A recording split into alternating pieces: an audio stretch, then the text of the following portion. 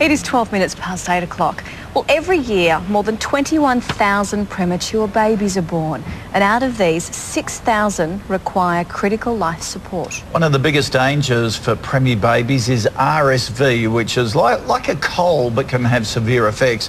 For more on that, we're joined by our medical editor, Dr. John Darcy, and mother of 5, Amanda Lonergan, and 2 of her children, Millie and Imogen. Good morning to you all. Good morning. Now, Doc, RSV, tell us what it is and how common it is. It's extremely common. It's the most common respiratory infection that affects tiny children and small babies, particularly Premmie babies. The interesting thing about it is that it's about this time of the year that it really starts to flood into the environment. It's passed in the same way that we might pass a cold, by coughing, by spluttering, by leaving particles of it on things that can be touched by the mum or indeed by the children itself. And it causes a lower respiratory infection. And you know, it's terrible when the little kids have it, but when Premmies have it, whose ability to fight it is bad, it causes a lot of problems and a lot of readmissions to hospital. Yeah. That buzzy bee, is it a buzzy bee? Looks pretty cool. This is our Premmie doll, and we actually thought it had a very big similarity to Kochie. Oh, yes, the glasses. So we have nicknamed him Kochie. Oh, what a good idea. I'll take that as an honour. It should be taken as an honour. It is. Amanda, tell us your story. Mum of 5, and I understand all of your babies were Premmie, and were they all affected with RSV? All my 5 were premature, as you said, and all have had RSV, in particular the girls. So the girls have struggled those first couple of winters, as Dr. John was saying, with RSV, and they now are on long-term asthma plans because of that. Leads on to asthma. Oh, is that right? It's an early sort of like incubator of it, is it? Well, it's not exactly that, but by upsetting the structure and the ability of the lung to fight back as an immune system, the tendency to get asthma following RSV has improved. And that's really been a big deal for you, hasn't it? So what happens to you? Well, I'm an asthmatic now, and I'm on a morning and night medication.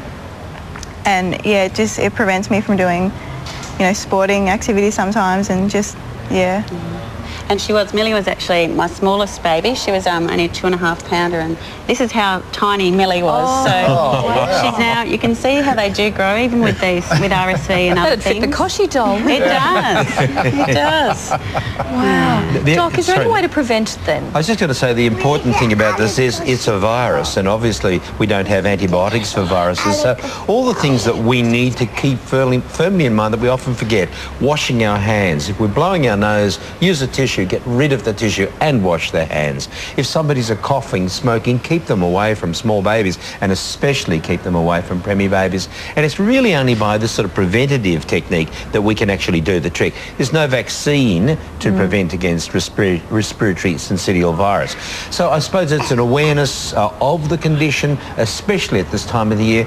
And we also say to smoking mums, really, do you have to? If you can stop smoking, because the more you cough, the more you might spread this in your local environment to your children. I was going to say lots of messages, obviously National Premmie Day, and lots of messages to put out there. Can I share with you, Kathleen, one of our viewers, sent in a photo this morning. Her daughter Brooke was born at 23.2 weeks, weighing in at 450 grams, and look, isn't she just tiny? But here she is at 3. Isn't she gorgeous? Fantastic. So doing really well, and yeah, those statistics are just astronomical, aren't they? I think it's terribly important to appreciate with the wonderful care we have right around Australia. Harder in the bush, isn't it? It is a lot harder. It's probably not a lot harder, but just a lot different. It's a different set of, different journey you travel on. You're travelling back and forth from a major city to the major hospital. So it is, there are difficulties. It's just a hard journey anyway. But it's a successful journey, as you can see here, as you can see from that photograph. So all the effort we're putting into our neonatal resources is really, really paying off. It is. They're wonderful children. They're so, I always like to say they're absolute little Aussie battlers. All the Premmies, they're fantastic. You're a lucky mummy. It's a great story, it's that. Thank you all for joining us this morning. Yeah, thanks Doc. See you soon. Impressed. And if you want some more information on National Premmie Day and RSV, you can head to our website. It's all there.